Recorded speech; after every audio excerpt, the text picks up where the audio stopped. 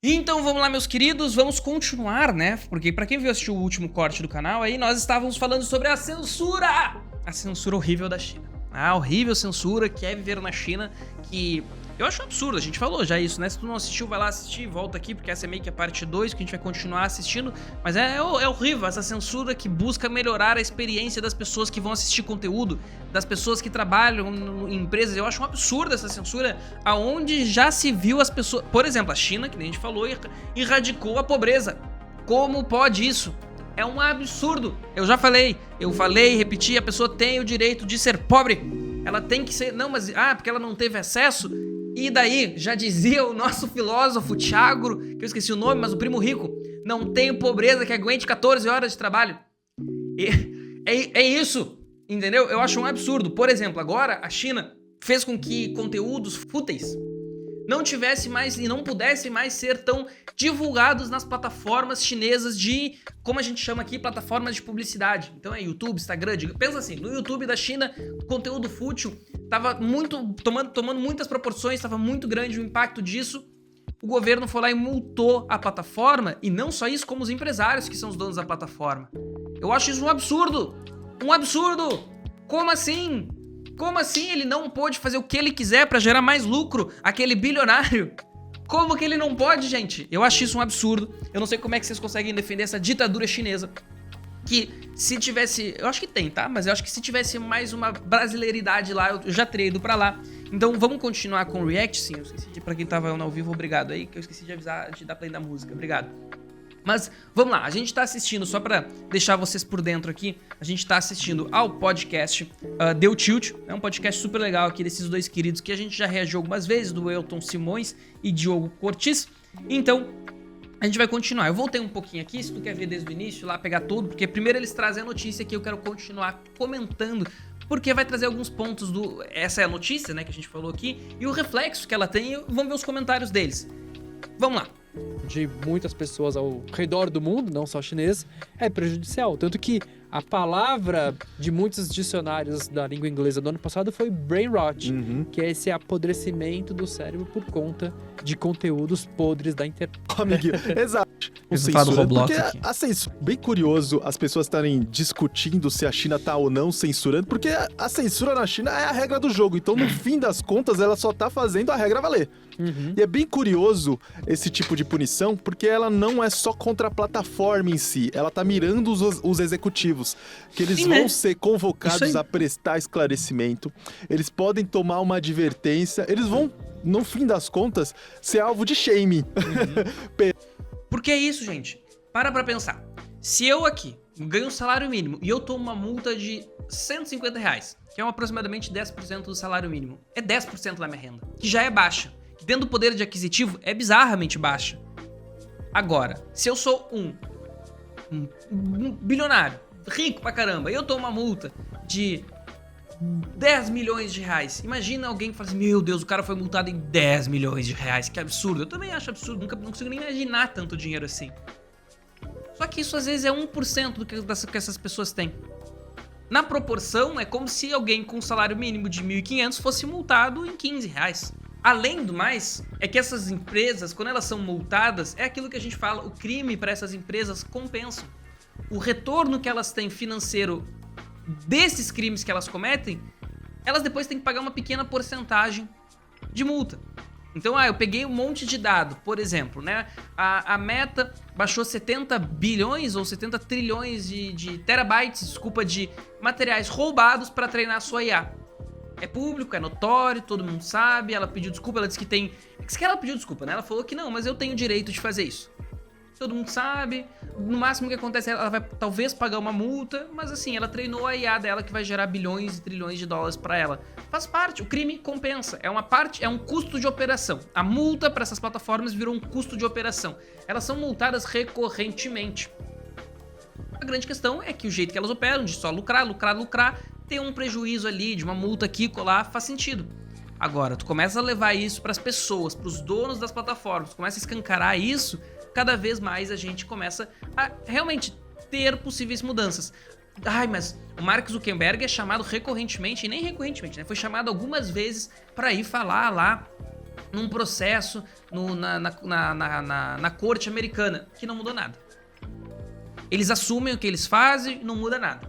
Perante a sociedade, porque eles estão fazendo com que aquela sociedade seja cada vez mais distante de atingir o ideal de civilidade, de cada vez mais buscar melhorias, e eles estão botando na mão dos jovens esse tipo de conteúdo fútil. E dá pra gente fazer um paralelo com o que aconteceu aqui no Brasil, que deixou muita gente chocada, que foi quando as autoridades públicas e policiais começaram a ir atrás dos executivos do Facebook. Lembra disso? Sim, o cara foi preso, não foi? Exato. O Diego Zodan, que na época era líder da Meta na América Latina, foi preso porque a ferramenta se negou a cumprir uma decisão judicial. Claro. Ou seja, por mais que a gente esteja falando de Mas tá solto.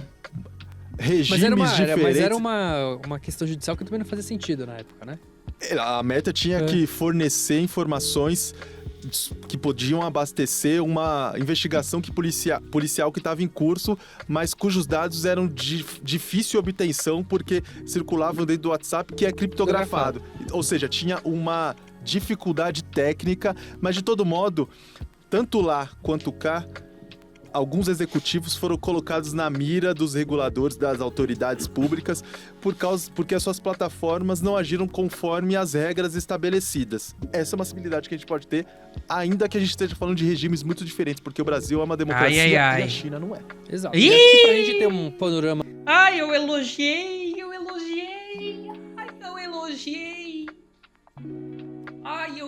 Tá, vamos, assim, o senso comum é esse, né? O senso comum parte desse pressuposto, parte disso. E assim, eu se tivesse contratado pela UOL, né, que a gente sabe, também não sei se eu teria coragem de falar uma coisa diferente. Mas a negação de falar isso já seria uma escolha política de... Não, peraí. Assim, gente, eu não vou aqui ficar defendendo isso porque, de novo, eu me proponho a falar daquilo que eu me considero bem autoridade e que eu sigo estudando.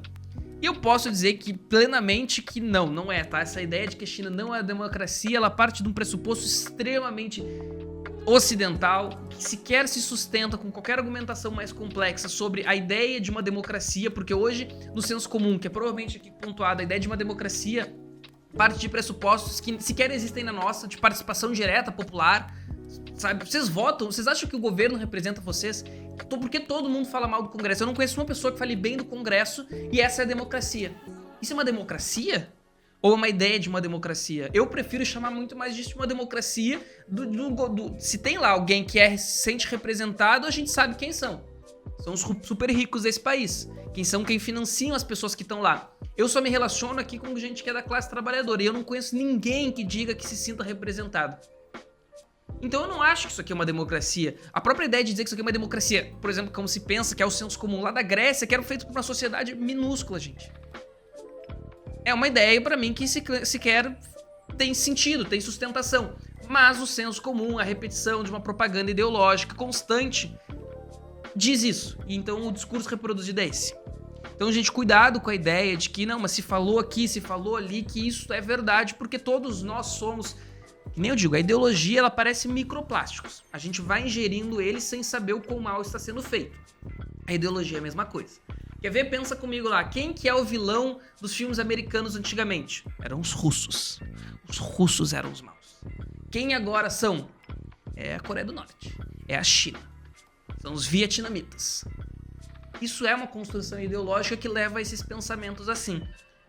Porque ele acabou de trazer 2 exemplos de censura que na nossa democracia não funcionou nada e um funcionou. Um tá melhorando as plataformas, um tem uma sociedade que realmente produz uma sociedade muito mais igualitária de todas as formas e outra não. Geral da situação, acho que não adianta olhar só pro Brasil ou pra China, a gente tem que trazer um outro ator aqui que são os Estados Unidos, né? Então... a grande liberdade dos Estados Unidos que obrigou uma empresa a vender ela, se ela quiser operar nos Estados Unidos, ela precisa ter um dono norte-americano. Isso é democracia, tá, gente? Não, mas veio um cara de lá com uma baita ideia, criou uma empresa que o mundo inteiro aderiu. Não, como assim isso aqui não é nosso? Como assim eu não vou ter poder sobre isso? Como assim? E aí, gente, pra quem não acredita nisso, literalmente, a venda do TikTok é para que um dono seja norte-americano e que tenham dentro da presidência dessa... Porque dessas plataformas hoje se quebram, né? A gente diz que a TikTok é tudo igual, mas são pequenas empresas, grandes empresas espalhadas em vários países que já são versões completamente diferentes. Que são parte do governo norte-americano, obviamente.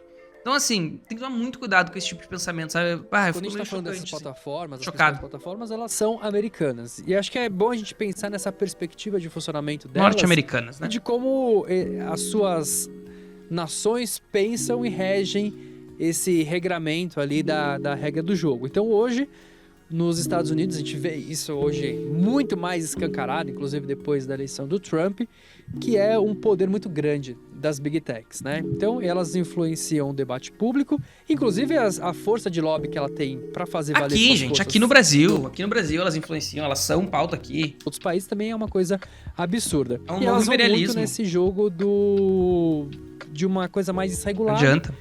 que leva à criação de conteúdos e formas de engajamento para manter as pessoas cada vez mais dentro das plataformas, porque isso vai gerar lucro. Tipo assim, Ou o que seja, tem a não ver, tem com forma todo mágica. respeito, o que tem a ver, por exemplo, a ideia de uma democracia?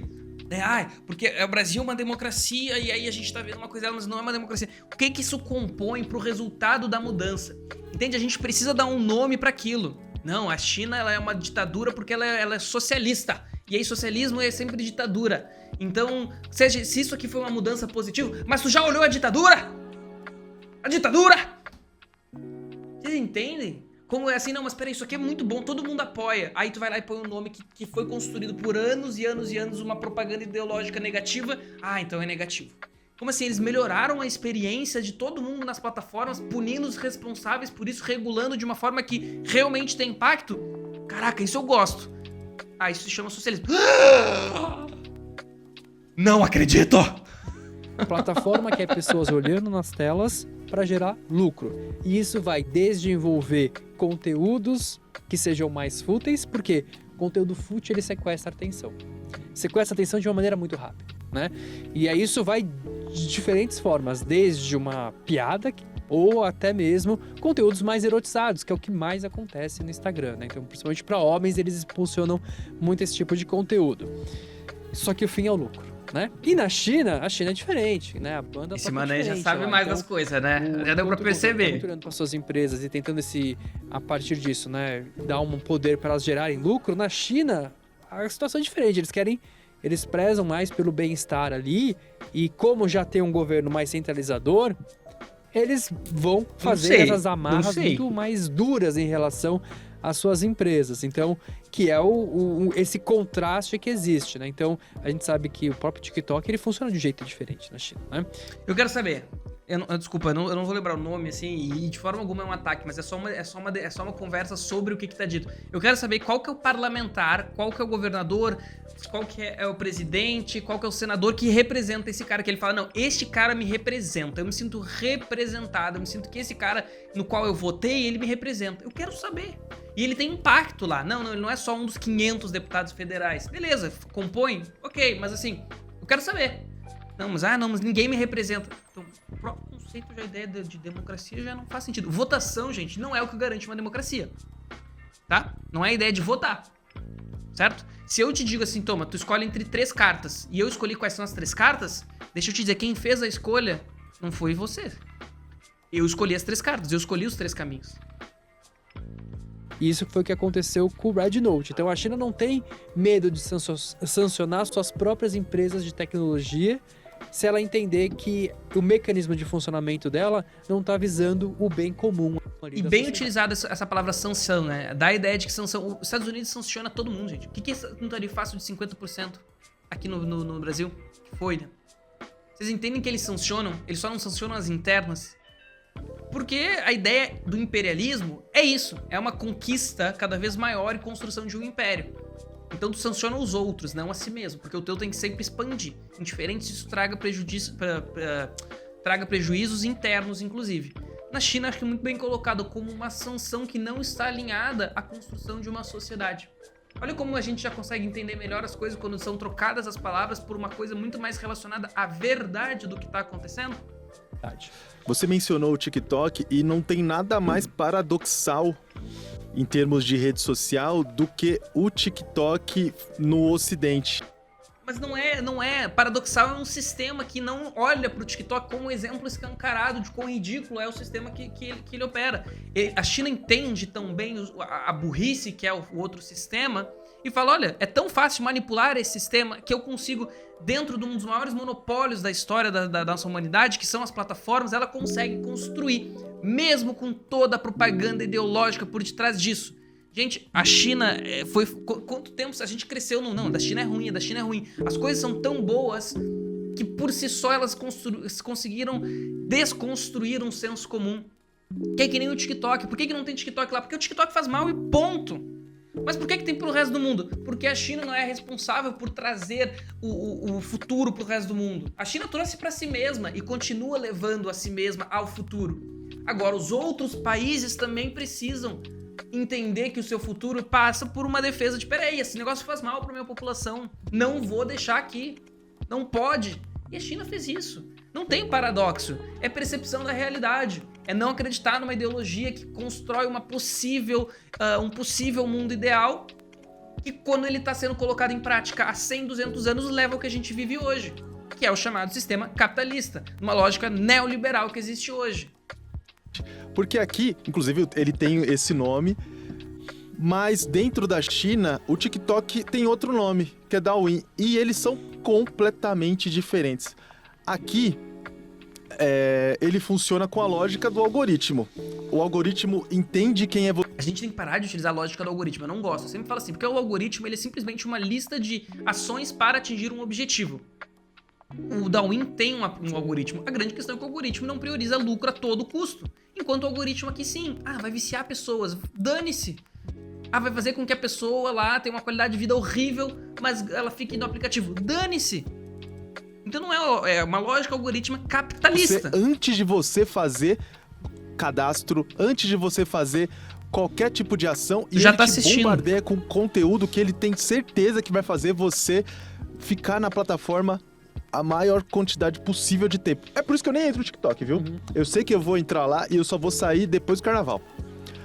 Porque tem muito vídeo curto, A interação é rápida, o vídeo vai pro outro, ele percebe rapidamente o que você curte e ele começa a te bombardear com aquele tipo de vídeo. Um dia eu caí na besteira de ver um vídeo de uma tailandesa tirando unha do pé e unha encravada. Rapaz, eu nunca mais vi outra coisa no TikTok. Só que dentro da China, a ByteDance, que é a dona do TikTok, tem um outro aplicativo chamado Douyin. E ele é super popular lá, inclusive... E que é, de novo, é o controlado pela horrível censura chinesa. E aí, olha só, sabe que o resultado da horrível censura chinesa é um aplicativo muito mais saudável, de uma sociedade muito mais feliz que a nossa. Ó, que horrível, essa censura! Rednote. Lá, o Douyin tem 755 milhões de usuários, o Rednote tem 300 milhões no... Olha isso, tá? A gente não tem noção do que é a China, tá, gente? A gente não tem noção. A única noção que a gente tem é a propaganda que chega contra a gente. Eles têm mais gente usando o aplicativo, dobro do que pessoas usando só esse aplicativo do que o mundo inteiro tem. E eles conseguem fazer um retorno muito mais positivo. Mas não, nós temos que aprender com o outro. Mundo não todo. Com eles, né? Quem é ocidental não consegue baixar o Douyin e quem é chinês não consegue baixar o TikTok. Consegue baixar o TikTok, o governo chinês sabe, tanto que ele não pode baixar o YouTube, pode, ele sabe o que acontece no YouTube, eles só entendem que a lógica que essas plataformas operam de uma forma acessível, tão aberta, leva a uma sociedade depressiva, porque elas olharam pro lado, elas olharam pra grama do vizinho, que é o Ocidente, e falaram, meu Deus, gente, levanta aí, gente, tá todo mundo depressivo, ansiolítico, ansiosos, não, levanta daí. Então eles não deixam isso acontecer lá. Só isso. Não tem nada mistério mais grande que isso. Mas eles sabem que tem gente. O Felipe, esqueci o nome do canal que a gente já reagiu aqui, que falava da China. É um exemplo claro. O governo chinês sabe, manda e-mail, fala. A grande questão, gente, a gente não tá falando de um uso, de uma censura, de um não acesso. Olha, se quiser baixar um VPN lá e utilizar, que é fácil, tá? Né? Obviamente, na informática, isso é muito fácil. Informática é brabo, né? O nome. Mas assim, é fácil. Não é, tu vai ser preso porque não pode ver, porque vai fugir da propaganda do governo. E o Douyin, ele é completamente diferente. Eles, inclusive, apostam em conteúdos mais longos. Dá pra você ver aula no Douyin. Você já imaginou ver aula no TikTok? Tem aula no TikTok, meu amigo. Desculpa, olha aí, eu me exaltei. Mas tem aula no TikTok, gente. Tem conteúdo muito qualificado no TikTok, tem conteúdo muito qualificado no YouTube, só que estes conteúdos eles não ganham relevância. E tudo que aí é uma teoria de comunicação que aquilo que tem mais divulgação, tem mais interesse. Agora a gente só fica divulgando o quê? Literalmente a definição do pão e circo. Lá no caso é só o circo. E logo tem mais interesse. Mas no TikTok tem muito conteúdo qualificado. Mas na lógica do algoritmo capitalista, eles não recebem audiência. Ponto. Fórmula de Bhaskara. Ligação covalente. Eu duvido que isso poderia acontecer no Brasil. Tem no Brasil, só que eles não ganham milhões de visualizações. Ponto. E aí no Brasil, na lógica das plataformas, se eles não ganham milhões de visualizações, eles não se sustentam. Mas isso não quer dizer que a gente tem que deixar que isso não exista. Porque senão, sabe o que vai acontecer a longo prazo? Só vai existir na lei da sobrevivência, que é essa ideia capitalista, só vai sobreviver quem faz conteúdo fútil. Aí a gente vai chegar no final e vai dizer, meu Deus, só tem conteúdo fútil. Sim, a gente só plantou conteúdo fútil. Quem tentou criar conteúdo que ensinava algo, questionava, ensinava, não tinha um conteúdo tão acelerado quanto quem jogava Roblox, quem jogava qualquer um desses conteúdos. Não tinha visualização, não tinha como se sustentar, não sobreviveu. Mas existem conteúdos, existem gente disposta. O grande problema é que a gente precisa se adaptar à lógica dessas plataformas, que é futilizar o seu conteúdo. Então, inclusive, incentiva esse tipo... Esse é o problema, sabe, gente? Eu juro que eu falo assim, pô, seria tudo mais fácil se eu também pensasse assim. Se fosse mais simples, sabe? Não, deixa tudo livre, é tudo qualquer um, a gente não precisa pensar numa sociedade organizada. Só que o próprio resultado disso, ou argumentos, que nem falou, não é uma democracia, é uma ditadura chinesa. Só que daí a partir do momento que a gente tira esse nome, todo o resto da sociedade faz muito mais sentido. Será que então o problema não é a forma que a gente enxerga esse nome? O que vem na nossa cabeça ao utilizar esse nome? Porque todo o resto que eu olho, eu não consigo dizer que gente que não vai elogiar. Sempre elogia, mas... O próprio discurso neoliberal agora, que tá mudando para ser desenvolvimentista. Não, a gente precisa desenvolver. De conteúdo mais pedagógico, informacional que você estava comentando, Diogo. A gente estava até conversando antes de entrar na gravação sobre aquela aba que prioriza conteúdos de ciência, tecnologia, engenharia e matemática. Aqui no Ocidente, da China para cá, da China para fora, aqui no Ocidente já tem uma onda de conteúdos que tentam fazer as pessoas lerem. Tem os Sempre tem booktalkers. Booktalkers. É uma estratégia interessante, né? A China... Esse cara aqui mas não adianta nada, né? A gente deixar meia dúzia de gato pingado assistindo isso... E ficar continuando enviando conteúdo fútil pros demais, não adianta nada. E incentiva esse tipo de conteúdo porque ele sabe que é isso que faz com que a plataforma deixe de ter a percepção das pessoas de que é só um lugar destinado a dancinha e coisas que vão fazer você ficar gamado com a atenção ali muito tempo e vai perder muito tempo. O TikTok tenta influenciar no Ocidente conteúdos um pouco mais construtivos, mas a gente sabe que a plataforma é tomada por esse tipo de conteúdo rápido, de lógica, raso, né? É verdade. Agora vai ficar ainda mais complexo porque o TikTok trouxe o TikTok Shop. Então, o conteúdo que era rápido, raso, rasteiro, agora vai ser rápido, raso, rasteiro pra você consumir muita grana. E um aspecto que a gente deixou de fora é que dentro do conteúdo fútil que a administração do ciberespaço chinês apontou, também tinha uma questão de consumismo. Aí eu fico me perguntando, Diogo, né?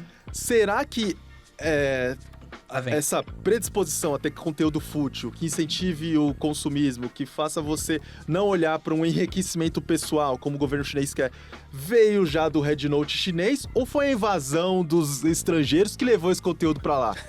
Pois é, essa é a grande questão. Assim, não, eles colocam assim que também assim, é natural das pessoas tentarem um maior engajamento nas plataformas, né? Então, isso é bem interessante. É literalmente isso. A gente vai dar ferramentas para que engajem mais, que é nítido que engajem mais. Eu sempre falo, qualquer pessoa que cria conteúdo, olha, tu quer chamar atenção, sai pelado na rua gritando o nome do teu Instagram. Tu vai no outro dia ter milhões de seguidores, dependendo de onde tu passar pelado.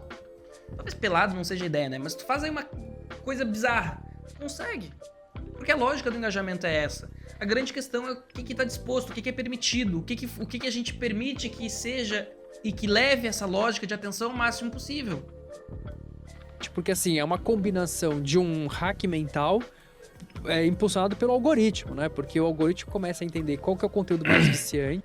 O hack mental que ele tá falando é literalmente a ideia de ter equipes de psiquiatras, psicólogos, pessoas que entendem a mente humana e o que criar, coisas que realmente manipulem ela. Gente, a ideia de dar um gostei no post, interagir, não tem nada mais do que a ideia de realmente a plataforma trabalhar com gatilhos mentais para que as pessoas fiquem ali, interagem, entreguem dados e por aí vai. E não necessariamente o conteúdo mais construtivo para entregar para as pessoas, né? Então, e aí isso entra numa questão que eu acho fundamental, que é da liberdade, né? Muita gente vai falar, não, mas isso é remover a liberdade das pessoas. Mas as pessoas, quando ela...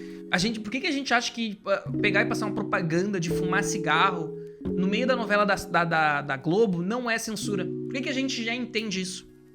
Porque foi feita muita propaganda ideológica neoliberal de que as plataformas e no ciberespaço pode tudo. Mas vocês entendem quando a gente fala, não, mas peraí, faz sentido na real, que a gente não pode permitir que as pessoas fumem cigarro porque isso faz mal pra caramba pra elas. Só que deixa eu te dizer, a gente já sabe, o que não faltam são pesquisas dizendo quão mal as plataformas fazem pra nossa sociedade. Tu não acredita em pesquisa? Olha pro teu lado. Olha pra ti mesmo, vai fazer um processo aí de meditação mindfulness, vai aí ver como é que tu tá. Vai numa escola ver como é que tá a relação de professores, pais e crianças numa sociedade como a gente vive hoje. Vai na escola antes e depois da remoção dos celulares das crianças. Como mudou as dinâmicas? Porque a gente molda essas dinâmicas. Elas não são porque elas são. A partir do momento que a gente muda algo, entendendo para onde esse algo vai melhorar, se forma algo novo. Nós não nascemos com uma sociedade como ela existe hoje. E ela não evoluiu naturalmente ao que ela é hoje. Ela foi guiada por pessoas que estavam no controle. Então não é que a sociedade naturalmente evoluiu a isso. Ela foi guiada. E agora a gente precisa superar para onde ela foi guiada. Entram nessas grandes plataformas, elas não têm liberdade, porque é o algoritmo que define o que elas estão vendo. Porque a gente não pode criar um conteúdo que a gente quer, a gente não pode ser artista, a gente não pode desenvolver, a gente tem que se adaptar ao máximo. Por que todos os influenciadores são tudo iguais? E aí, galerinha do bem, olha só que absurdo o que aconteceu aqui com a minha casa, eu vou lá ver. Porque ela foi ensinada. Inclusive, existe o termo pedagogia algorítmica. É como as plataformas ensinam os criadores a como eles têm que atuar a partir da lógica do algoritmo. Porque elas moldam o funcionamento. Tu entende que, a partir do momento que a gente começa a entender o funcionamento da plataforma, a gente sequer entende que hoje há liberdade? Cada vez mais, né? Ainda que você... Gostei desse querido muito aqui. Interessante, eu já falei isso até em palestra minha, eu mostro, né, o meu feed do Instagram, né? Meu feed do Instagram, ó. Aqui é meu feed do Instagram, o que eu sigo? E aparece lá, majoritariamente jornais, revistas e coisa de esporte. Só isso. Coisas que eu sigo mesmo, né? Aí eu vou pra aba dos recomendados. Cara, é um outro universo, assim. É um monte de foto de mulher, entendeu? Aí você fala, tá. Aí você vai pro... É porque ele engaja com as mulheres também. Coisa Cara mais ainda loucura, assim, né? Então... Quer dizer, qual que é a liberdade que eu tenho, né? Você precisa fazer a curadoria. É pseudo-liberdade, é pseudo-democracia. É uma liberdade utópica que não existe na realidade. Eu tenho liberdade. Então tá, pega a tua liberdade e executa ela pra ver se ela realmente existe ou se ela é só um discurso. Ela é só um discurso. Eu tenho liberdade, democracia, de votar e ser quem eu quero. Então tenta tu. Vê se tu não vai cair no limitante de ter alguém e ter dinheiro pra impulsionar. Aí tu vai ver que daqui a pouco tu não tem mais tanta liberdade porque tu tá tendo que responder a quem te colocou lá.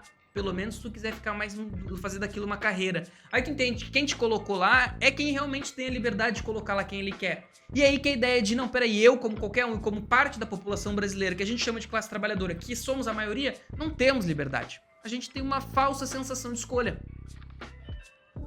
Do seu algoritmo, isso vai até certo ponto, não vamos ser inocente, achar que a gente consegue fazer a curadoria de todo o algoritmo. Então, sim, né, a plataforma exerce um poder muito grande. Agora, gente, eu faço mestrado, eu leio para um caramba, eu pesquiso, eu estudo, eu trabalho com isso. Sabe o que tem no meu feed do TikTok? Tem, deixa eu pensar um vídeo aqui, tem cozinhar, eu acho que é um dos mais saudáveis que tem piadoca, tem bobagem, tem coisa da religião, assim... O que eu quero dizer? Que não é o padrão da pessoa, é a lógica da plataforma. Vocês entendem? Tem coisa de casal, porque eu também gosto de coisa, raramente às vezes coisa de viagem. Então o que eu quero dizer? Claro que a gente consegue, ele se adapta a gente, porque isso aqui tem engajamento e nós somos diferentes fora das plataformas. Mas se depender da lógica das plataformas, a gente é tudo igual. Quanto mais a gente for igual para consumir o mesmo conteúdo, mais certeiro vai ser a recomendação, mais tempo tu assiste, mais tu engaja, mais dinheiro para eles. gente precisa ver a longo prazo, né? Quais sociedades vão A gente já estar tá melhor vivendo a longo preparadas prazo. pro futuro. Adorei Então, esse acho que cara vai ter aqui. um impacto Não sei qual muito dos dois, vou grande pesquisar. na formação das pessoas, na educação das pessoas, né? Então, acho que a China faz um movimento interessante, sim. E o que a China faz, só pra gente arrematar e se encaminhar pro final do bloco, é mostrar que em algum momento o Estado tem que ter uma mão pesada, porque nem tudo dá pro usuário resolver. Nem tudo dá pro usuário resolver. E aí eu volto, só pra encerrar mesmo agora, numa coisa bem interessante, que assim, acho que todo mundo hoje discute, e todo mundo tem quase um consenso, que o tempo de tela é um problema, que é algo que a gente tem O cara que tá dando o mesmo discutir com mais discurso que eu aqui, gostei, adorei. Vamos fazer um acho que podcast foi junto. discutido no mundo inteiro. E aí você pega os últimos, teve eu acho que um dos últimos balanços da Meta, eles colocam muito claro isso, ó, com o uso da nossa super inteligência artificial, nós conseguimos aumentar o tempo de tela em tantos É o objetivo porcentagem deles. lá, né?